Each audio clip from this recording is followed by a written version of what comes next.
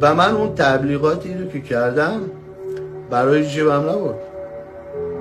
من شغلی که درونشم هزینه‌اش روزانه 1000 برابر تبلیغات کوروش کمپانی میشد باشه.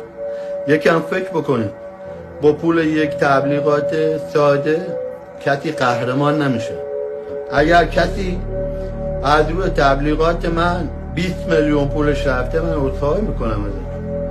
اگر که رنگ مدالم خوشحالتون نکرد، اگر این افتخار براتون مفید نبود، من شخصا عذرخواهی میکنم.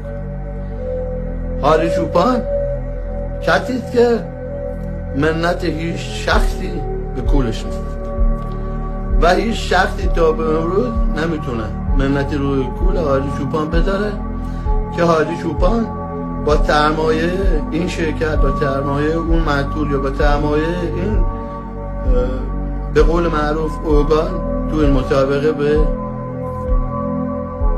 افتخار رسیده یا به مدال رسیده. عزت نفستون پایبرجا و قوی. کوچیک همه شما، پرشین ولف، هادی چوپان. یا علی.